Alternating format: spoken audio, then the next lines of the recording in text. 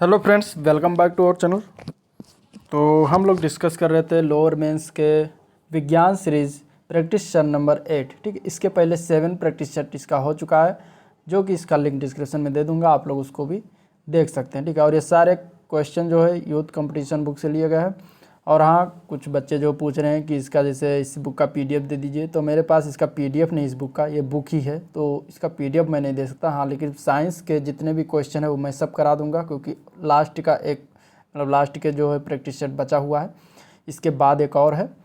ठीक है, इसके बाद जो है हिंदी का जो मैं प्रैक्टिस सेट इसमें जो था, इस बुक में जितने भी क्वेश्चन थे उसका मैं करा चुका हूँ। और हाँ, उसमें गद्यांश के जो क्वेश्चन एक एक क्वेश्चन करके था सारे, तो वो मैं नहीं करा पाऊँ, क्योंकि मैं मोबाइल से जो है वीडियो बनाता हूँ, तो उसमें गद्यांश जो बहुत बड़ा होता है, तो इसमें उस तरीके से उसमें पढ़ाया नहीं जा सकता, तो इसलिए मैंने छोड़ दिया है। तो गद्यांश आप लोग कहीं से पढ़ लीजिएगा। और मैथ के 2 वीडियो कराया हूँ, जो कि इसी बुक से है। तो जीएस के कुछ लोग कह रहे हैं कराने के लिए, तो जीएस का भी, इसका साइंस का जैसे ही ख़त्म होता है, इसके बाद जीएस का भी कराना स्टार्ट कर दूंगा। तो चलिए, और वीडियो को एंड तक देखिए, क्योंकि कोई ज़रूरी नहीं कि शुरुआत के 2-4 क्वेश्चन पूछे जाएँ, हो सकता है लास्ट के पूछ लें तब। तो एंड तक देखना बहुत ज़रूरी है, तभी इसका फ़ायदा जो एग्ज़ाम में मिल पाएगा।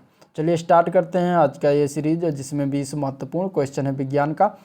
तो पहला क्वेश्चन है कि खाद्य पदार्थों के परिरक्षण के लिए प्रयोग में लाया जाने वाला रसायन है, उस रसायन का नाम बताना है जो खाने पीने वाली चीज़ का रक्षण किया जाता है या उसको बचाया जाता है। ठीक है, तो इसका आंसर हो जाएगा सोडियम बेंजोएट। ठीक है, सोडियम बेंजोएट से खाद्य पदार्थ के रक्षा किया जाता है, परिरक्षण किया जाता है उसका। और इसका फार्मूला होता है Na C7H5O2। ठीक है, इसका फार्मूला होता है सोडियम बेंजोएट का Na C7H5O2। और यह एक जो है एरोमेटिक कार्बोक्सिलिक अम्ल होता है। सोडियम बेंजोएट का उपयोग जो है अचार है, मुरब्बा है, टमाटर की चटनी है, या फलों का रस है, तो और जितने भी खाद्य पदार्थ हैं तो उनको परीक्षक के रूप में प्रयोग किया जाता है। तो आंसर इसका सी पार्ट सही हो जाएगा। चलिए नेक्स्ट क्वेश्चन देखते हैं।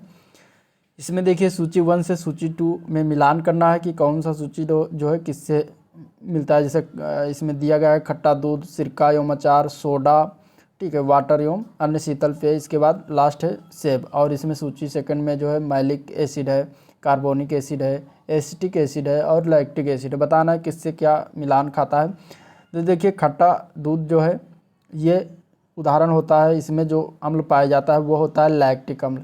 तो आंसर खट्टा दूध का हो जाएगा लैक्टिक अम्ल, यानी कि ए का 4 हो जाएगा। ठीक है, इसके बाद बी पार्ट है सिरका एवं अचार। तो सिरका एवं अचार में एसिटिक एसिड पाया जाता है। ठीक है, एसिटिक एसिड यानी कि इसका जो हो जाएगा आंसर, इसका आंसर हो जाएगा बी का 3। ठीक है, सिरका एवं अचार में जो है एसिटिक एसिड पाया जाता है। ठीक है, इसके बाद आता है सोडा वाटर, अन्य शीतल पेय पदार्थ जो हैं, इनमें कौन सा अम्ल होता है, तो इसमें कार्बोनिक अम्ल पाया जाता है। ठीक है, सी का 2 हो जाएगा। इसके बाद सेब आता है, तो सेब में जो है मैलिक एसिड पाया जाता है, यानी मैलिक अम्ल। तो आंसर इसका हो जाएगा ए पार्ट डी का। इसके बाद नींबू और अगर नारंगी या ऑरेंज में पूछ लिया जाए कि कौन सा अम्ल पाया जाता है, तो उसमें साइट्रिक एसिड पाया जाता है। ठीक है, ये भी याद रखना है, ये भी पूछा जा सकता है, इंपॉर्टेंट क्वेश्चन है। चलिए अगला प्रश्न देखते हैं। अगला क्वेश्चन है, बुलेट प्रूफ वस्तुओं के निर्माण में कौन से बहुलक प्रयुक्त किया जाता है, ये बताना है क्वेश्चन। तो देखिए, बुलेट प्रूफ वस्तुओं का निर्माण जो किया जाता है वो किया जाता है पॉलीकार्बोनेट से। ठीक है, तो आंसर इसका डी पार्ट से हो जाएगा पॉलीकार्बोनेट्स। पॉलीकार्बोनेट से बुलेट प्रूफ वस्तुओं का निर्माण किया जाता है। और एक वस्तु से किया जाता है, पॉलीएमाइड से भी किया जाता है, जिसमें बुलेट प्रूफ जैकेट को जो बनाया जाता है उसमें पॉलीएमाइड का भी प्रयोग किया जाता है। तो अगर पॉलीकार्बोनेट है तो आंसर पॉलीकार्बोनेट लगाएगा, लेकिन अगर पॉलीकार्बोनेट नहीं है, पॉलीएमाइड है, तो आंसर पॉलीएमाइड हो जाएगा। तो आंसर इसका डी पार्ट सही हो जाएगा। चलिए नेक्स्ट क्वेश्चन देखते हैं। सूची फिर से आ गया लिस्ट, तो मिलान करते हैं इसको। हीरा है, संगमरमर है, रेत है, रूबी है, और इधर कैल्शियम है, सिलिकॉन है, एल्युमिनियम है और कार्बन। में से बताना है कि किससे क्या संबंध रखता है। तो देखिए, हीरा का संबंध कार्बन से। ठीक, कार्बन का ये अपर रूप कहलाता है हीरा, और हीरा कठोर पदार्थ होता है। नेक्स्ट है संगमरमर। संगमरमर का संबंध जो है कैल्शियम है, संगमरमर में कैल्शियम होता है, तो आंसर इसका ए पार्ट हो जाएगा। रेत जो है सिलिकॉन से संबंधित है, SiO2 इसका होता है फार्मूला रेत का, ठीक है। तो सिलिका से संबंधित है रेत। रूबी को जो है एल्युमिनियम से संबंधित है, तो आंसर इसका डी पार्ट का हो जाएगा रूबी एल्युमिनियम, ठीक है। तो हीरा हो जाएगा कार्बन, संगमरमर हो जाएगा आपका कैल्शियम और रेत हो जाएगा सिलिकॉन। तो इस तरीके से इसका आंसर ये सही हो जाएगा। नेक्स्ट क्वेश्चन है धोने वाले सोडा का नाम क्या है या रासायनिक सूत्र क्या है, ये पूछा गया। देखिए ये इंपॉर्टेंट है, एक होता है धोने वाले का सोडा और एक होता है खाने का सोडा या बेकिंग सोडा, तो दोनों में कन्फ्यूजन बहुत रहता है, ठीक है। देखिए धोने के सोडे का रासायनिक सूत्र जो होता है वो होता है Na2CO3। आंसर इसका बी पार्ट से हो जाएगा, धोने वाले सोडे का नाम, ठीक है। आप लोग जो है पूरा क्वेश्चन करिए, इसके बाद फिर कमेंट में बताइए कि कितने क्वेश्चन आपके सही जा रहे हैं, ठीक है। ये टोटल 20 क्वेश्चन है, 20 में आप लोग कितना क्वेश्चन कर पाए ये आप लोग कमेंट में बता सकते हैं। और अगर वीडियो पसंद आए तो लाइक करिएगा वीडियो को, चैनल को भी सब्सक्राइब कर लीजिएगा। तो देखिए धोने वाले सोडे का नाम होता है Na2CO3 होता है, ठीक है। इसको सोडियम कार्बोनेट कहा जाता है और यह जो है जल में थोड़ी मात्रा में विलेय होता है तथा इसका जो है जलीय विलयन जो होता है वो क्षारीय होता है। इसका मुख्य उपयोग जो होता है वो कपड़े धोने में, ठीक है। इसके अतिरिक्त ये कांच, कागज़, कास्टिक सोडा आदि के निर्माण में काम आता है, ठीक है। इसमें देखिए NaOH जो दिया गया है ये कास्टिक सोडा का फार्मूला होता है, इसको कास्टिक सोडा कहा जाता है। इसके बाद NaHCO3 जो दिया गया है ये होता है सोडियम बाइकार्बोनेट, इसको कहा जाता है। इसको बेकिंग सोडा कहा जाता है, अन्य नाम इसका बेकिंग सोडा है, ठीक है। बेकिंग सोडा या फिर खाने का सोडा NaHCO3, ये याद रखना है क्योंकि इसमें कन्फ्यूजन होता है कि इसका फार्मूला क्या होगा, धोने वाला सोडा क्या होता है या खाने वाला सोडा क्या होता है। तो धोने वाला होता है Na2CO3, खाने वाला होता है NaHCO3, ठीक है। तो इसका आंसर बी पार्ट सही हो जाएगा। नेक्स्ट क्वेश्चन है कृत्रिम वर्षा हेतु प्रयुक्त पदार्थ कौन सा होता है ये बताना। तो देखिए इसका आंसर हो जाएगा C part, silver iodide. Silver iodide जो है कृत्रिम वर्षा हेतु प्रयुक्त पदार्थ होता है और इसको जो है 1946 ईस्वी में बी वानगुट ने सिल्वर आयोडाइड विधि का द्वारा कृत्रिम वर्षा हेतु प्रयास किया था। ये जो है बहुत ऊंचे तापमान पर गर्म करने पर सिल्वर आयोडाइड वाष्पीकृत हो जाता है और शीतल होने पर इनसे सिल्वर आयोडाइड के अत्यंत सूक्ष्म कण का निर्माण होता है जो धुएं के रूप में अति शीतलित जल कण के निर्मित मेघों में जमा हो जाते हैं और ये -5 डिग्री सेंटीग्रेड से निम्न तापमान पर अति उस सूक्ष्म नाभिक को कार्य करते हैं जिन पर हिम का निर्माण होता है, ठीक है। इस तरीके से कृत्रिम वर्षा की सिल्वर आयोडाइड विधि जो है कम महंगी होती है क्योंकि इस प्रविधि में सिल्वर आयोडाइड की थोड़ी मात्रा की ही आवश्यकता पड़ती है। तो देखिए इसका आंसर जो है सी पार्ट सही हो जाएगा, आपको इसको याद रखना है। नेक्स्ट क्वेश्चन देखते हैं, पाश्चुरीकरण, ठीक है। पाश्चुराइजेशन क्या होता है, किससे संबंधित है या किससे रिलेटेड है। तो देखिए पाश्चुराइजेशन जो होता है वो होता है दूध के निर्जमीकरण से, ठीक है। आंसर इसका ये पार्ट सही हो जाएगा। पाश्चुरीकरण का मतलब होता है संबंधित है दूध के निर्जमीकरण से। देखिए इसकी खोज जो है लुई पास्चर द्वारा किया गया था। लुई पास्चर एक वैज्ञानिक थे जिन्होंने ये विधि खोजा था और ये जो है द्रव खाद्य सामग्री के संरक्षण की विधि होती है। इसमें दूध को 145 डिग्री फ़ारेनहाइट पर दूध को गर्म किया जाता है। 145 से 150 डिग्री फ़ारेनहाइट पर दूध को जो है 30 मिनट तक गर्म करते हैं, ठीक है। इसके बाद इसमें जो है 55 डिग्री फ़ारेनहाइट तक ठंडा कर दिया जाता है। इस प्रक्रिया में दूध में उपस्थित हानिकारक जीवाणु जो नष्ट हो जाते हैं और दूध का पाश्चुराइजेशन हो जाता है, ठीक है। तो इसे पाश्चुरीकरण कहा जाता है और इस खोज जो है लुई पास्चर द्वारा किया गया था।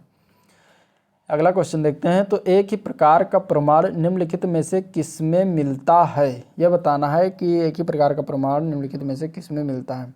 तो वो मिलता है खनिज यौगिक में, ठीक है। आंसर इसका हो जाएगा कंपाउंड्स ऑफ मिनरल्स में, इसका आंसर जो हो जाएगा वो होगा नेटिव एलिमेंट में, ठीक है। प्राकृत तत्व में जो है एक ही प्रकार के परमाणु पाए जाते हैं। परमाणु तत्व का वह छोटे से छोटा कण होता है जो किसी भी रासायनिक अपक्रिया में भाग ले सकता है परंतु स्वतंत्र अवस्था में नहीं रख सकता है। परमाणु के 3 कण होते हैं, प्रोटॉन, न्यूट्रॉन और इलेक्ट्रॉन। ये 3 कण जो है परमाणु में पाए जाते हैं, उपस्थित होते हैं। तो आंसर इसका सी पार्ट हो जाएगा, प्राकृतिक तत्व या प्राकृतिक तत्व या नेटिव एलिमेंट। नेक्स्ट क्वेश्चन है सूर्य की ऊर्जा उत्पन्न होती है किसके द्वारा होती है, नाभिकीय विखंडन द्वारा या आयनन द्वारा या नाभिकीय संलयन द्वारा या फिर ऑक्सीडेशन द्वारा, ऑक्सीकरण के द्वारा। तो देखिए सूर्य की ऊर्जा जो इंपॉर्टेंट क्वेश्चन है और जनरली सभी को पता होगा, इसका जो है नाभिकीय संलयन आंसर हो जाएगा। नाभिकीय संलयन के द्वारा जो है ऊर्जा उत्पन्न होती है और इसमें जो है सूर्य और अन्य जितने भी तारा हैं उसमें भी ऊर्जा का स्रोत नाभिकीय संलयन ही होता है, ठीक है। इसमें हाइड्रोजन बम का निर्माण इसी प्रक्रिया द्वारा भी किया गया है। यानी अगर पूछा जाए हाइड्रोजन बम का निर्माण में किसकी प्रक्रिया होती तो नाभिकीय संलयन ही होती है। अगला प्रश्न देखते हैं। तो प्रकाश तरंगों के वायु से कांच में जाने पर जो वेरिएबल्स प्रभावित होते हैं वह होते हैं, क्या होते हैं ये बताना, ठीक है। तो देखिए प्रकाश तरंगों का वायु से कांच में जब जाते हैं तो अब आंसर इसमें हो जाएगा आपका डी पार्ट। तरंग दैर्घ्य और वेग यानी कि वेवलेंथ और वेलोसिटी चेंज होता है, ठीक है, इस पर निर्भर करता है। तो आंसर इसका डी पार्ट से हो जाएगा। अगर प्रकाश तरंग जो है वायु से कांच में जाता है तो उसमें वेवलेंथ और वेलोसिटी में जो है चेंज आएगा, ठीक है। तो आंसर डी पार्ट इसका सही हो जाएगा। अगला प्रश्न है पानी से भरी डाट लगी बोतल जमने पर टूट जाएगी क्यों, ये बताना है, ठीक है। तो देखिए इसका आंसर जो हो जाएगा वो सी पार्ट सही हो जाएगा। जमने पर जल का आयतन बढ़ जाता है जिसकी वजह से जो है बोतल टूट जाएगी। तो आंसर इसका सी पार्ट सही हो जाएगा, ठीक है। बोतल के अंदर का जल जो है बर्फ़ बन जाने पर अधिक जगह लेती है। जब जल जो है बर्फ़ बनता है तो थोड़ा सा उसका आयतन बढ़ जाता है, अधिक जगह लेता है। इसलिए कांच की बोतल भंगुर होने के कारण वृद्धिकारक नहीं होती, यानी कि कांच के बोतल जो होता है वो भंगुरता उसमें होती है, जो वो वृद्धि नहीं करती कांच की बोतल। तो पानी के जमने पर उसका आयतन बढ़ता है, किसका, पानी का आयतन बढ़ता है, बर्फ का आयतन बढ़ता है, फलस्वरूप जो है पानी से भरी डाट लगी बोतल जमने पर टूट जाती है। तो आंसर इसका सी पार्ट सही हो जाएगा। नेक्स्ट क्वेश्चन है जब किसी शेविंग ब्रश को पानी में से निकाला जाता है तो उसके बाल आपस में चिपक जाते हैं, इसका क्या कारण ये बताना, ठीक है, इंपॉर्टेंट क्वेश्चन है। तो देखिए जब किसी शेविंग ब्रश को पानी से निकाला जाता है तो उसके बाल आपस में क्यों चिपक जाते हैं, इसका कारण होता है श्यानता, ठीक है। आंसर इसका सी पार्ट हो जाएगा। इसके पिछले वाले जो पिछला प्रैक्टिस सेट था उसमें श्यानता के बारे में बताया गया। तो आंसर इसका सॉरी गलत हो गया, इसका आंसर डी पार्ट सही हो जाएगा, पृष्ठ तनाव, ठीक है। जब किसी शेविंग ब्रश को पानी में से निकाला जाता है तो उसके बाल आपस में चिपक जाते हैं। तो इसका आंसर हो जाएगा डी पार्ट, पृष्ठ तनाव के कारण, ठीक है। द्रव का स्वतंत्र पृष्ठ जो है सदैव तनाव में रहता है तो उसमें जो है कम से कम क्षेत्रफल घेरने की प्रवृत्ति होती है। वस्तु जो है द्रव के पृष्ठ का यह तनाव ही पृष्ठ तनाव ही कहलाता है। पृष्ठ तनाव के कारण ही पानी से बाहर निकालने पर शेविंग ब्रश का बाल आपस में चिपक जाता है। तो आंसर इसका डी पार्ट सही हो जाएगा। नेक्स्ट क्वेश्चन है जब कोई जहाज से सागर में घुसता है, जब कोई जहाज नदी से सागर में घुसता है तो क्या होता है रिएक्शन, वो ऊपर कुछ ऊपर उठ जाता है, वो उसी तली पर रहता है, वो कुछ नीचे जाता है या फिर समुद्र की तली में डूब जाता है। तो जब इसका आंसर हो जाएगा ए पार्ट, वो कुछ ऊपर उठ जाता है। क्यों उठ जाता है, क्योंकि नदी से सागर में प्रवेश करने पर जहाज के पानी के कुछ ऊपर उठ जाना, इसका कारण है कि नदी के जल के घनत्व की अपेक्षा सागर के जल का घनत्व जो है अधिक होता है, क्योंकि सागर का जल जो है थोड़ा खारा होता है, उसमें मिलावट ज़्यादा होता है। अतः जहाज द्वारा विस्थापित जल का ऊर्ध्व दबाव अधिक होने के कारण उत्प्लावन बल में वृद्धि हो जाती है, इसके कारण ये ऊपर उठ जाता है। तो आंसर इसका ए पार्ट सही हो जाएगा।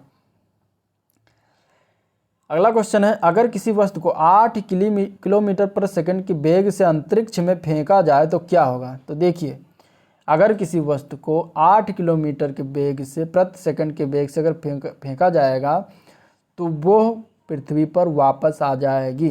क्यों आ जाएगी, गुरुत्वाकर्षण बल के कारण पृथ्वी पर वापस आ जाएगी। आंसर इसका बी पार्ट सही हो जाएगा, वो पृथ्वी पर वापस आ जाएगी क्योंकि गुरुत्वाकर्षण शक्ति को पार करने के लिए फेंकी गई वस्तु का पलायन वेग 11.2 किलोमीटर पर सेकंड होना चाहिए, ठीक है। 11.2 किलोमीटर पर सेकंड, यानी कि एक सेकंड में 11.2 किलोमीटर अगर वस्तु फेंका जाएगा तो वो पृथ्वी के गुरुत्वाकर्षण शक्ति से बाहर चली जाएगी और अंतरिक्ष में चली जाएगी, वापस लौटकर नहीं आएगी। लेकिन इसका देखिए वेग कितना, 8 किलोमीटर पर सेकंड वेग, इसीलिए वापस चली आएगी। नेक्स्ट क्वेश्चन देखते हैं। निम्नलिखित सिद्धांत पर रॉकेट कार्य करता है। रॉकेट किस सिद्धांत पर कार्य करता है ये बताना है। तो रॉकेट जो है वो संवेग संरक्षण के सिद्धांत पर कार्य करता है। आंसर इसका सी पार्ट सही हो जाएगा। m1 v1 बराबर m2 v2। रॉकेट के अंदर ईंधन के जलने से उत्पन्न गैस निष्कासन के विपरीत दिशा में रॉकेट का संचालन होता है। गैस जिस वेग से निकलती है उसी वेग से विपरीत दिशा में रॉकेट भी गति करता है, जो न्यूटन की गति के तृतीय नियम पर आधारित होता है। रॉकेट संवेग संरक्षण सिद्धांत पर कार्य करता है। आंसर इसका सी पार्ट सही हो जाएगा। नेक्स्ट क्वेश्चन है, जब किसी पिंड को चंद्रमा से पृथ्वी पर स्थानांतरित किया जाता है तो उसका बताना क्या आंसर होगा। ठीक है, किसी पिंड को अगर चंद्रमा से पृथ्वी पर लाया जाता है तो उसमें क्या परिवर्तन होगा। ठीक है, पृथ्वी पर उसका भार घट जाता और मात्रा बढ़ जाती है। अगला है, पृथ्वी पर उसका भार बढ़ जाता और मात्रा घट जाती है। नेक्स्ट है, पृथ्वी पर भार तथा मात्रा अपरिवर्तित रहती है, या फिर पृथ्वी पर उसका भार बढ़ जाता और मात्रा अपरिवर्तित रहती है। तो देखिए, एक चीज़ इसमें कॉमन होता है कि किसी भी वस्तु को कहीं से भी लाया जाएगा तो उसका द्रव्यमान या उसकी मात्रा जितना लाया जाएगा वो सेम रहेगा हर जगह। पूरे ब्रह्मांड में किसी का द्रव्यमान सेम रहेगा। ठीक है, लेकिन उसमें परिवर्तन अगर होगा तो भार में परिवर्तन होगा। भार जो है गुरुत्वाकर्षण की शक्ति के अनुरूप जो बदलता रहेगा। तो आंसर इसका डी पार्ट से ही हो जाएगा। पृथ्वी पर उसका भार बढ़ जाता है और मात्रा अपरिवर्तित रहती है। ठीक है, उसका द्रव्यमान या मात्रा नहीं चेंज होगा, जबकि भार में परिवर्तन होगा, भार बढ़ जाएगा, क्योंकि चंद्रमा पर जो गुरुत्वाकर्षण बल है वो पृथ्वी का 1/6 होता है, इसीलिए वहाँ से जब आएगा तो भार जो है बढ़ जाएगा पृथ्वी पर, उसका द्रव्यमान भार, और द्रव्यमान अपरिवर्तित रहेगा, मात्रा अपरिवर्तित रहेगी। तो आंसर इसका डी पार्ट से ही हो जाएगा। ठीक है, नेक्स्ट क्वेश्चन है, 1 नैनोमीटर किसके बराबर होता है।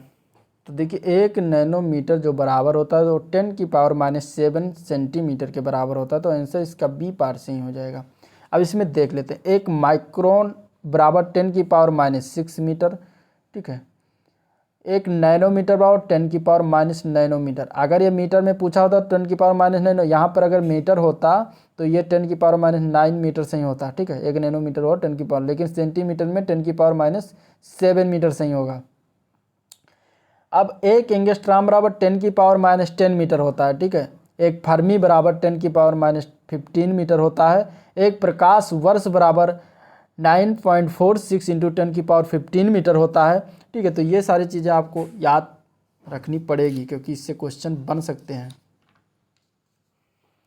अगला प्रश्न है, प्रकाश वर्ष इकाई है किसकी इकाई होती है। ये इंपॉर्टेंट क्वेश्चन है क्योंकि बहुत बार पूछा गया है, पीसीएस में भी, यूपी SSSC में और अदर वनडे एग्जाम में भी पूछा जा चुका है। तो इम्पॉर्टेंट है। प्रकाश वर्ष जो होता है वो दूरी की इकाई होता है, दूरी का यूनिट होता है, डिस्टेंस का यूनिट होता है। ठीक है, आंसर इसका ए पार्ट सही हो जाएगा।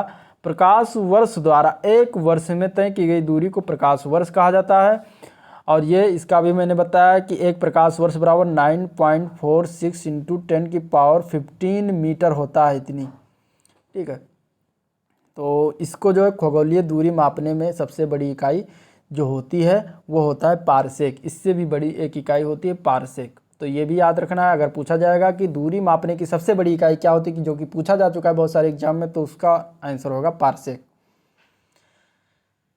अगला क्वेश्चन है, चुंबकीय क्षेत्र बल की एसआई मात्रक बताना। ठीक है, मैग्नेटिक फील्ड फोर्स का एसआई मात्रक बताना है।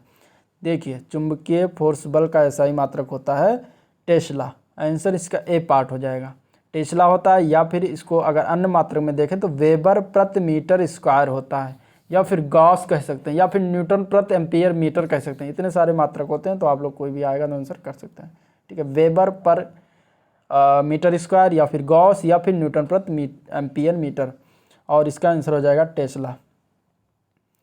लास्ट क्वेश्चन है इस वीडियो का, मनुष्य में एफ्लाटॉक्सिन खाद्य विषाक्तन द्वारा सामान्यतः कौन सा अंग प्रभावित होता है। माने कि एफ्लाटॉक्सिन से कौन सा मनुष्य का अंग प्रभावित होता है, तो वो होता है लीवर, यानी कि यकृत।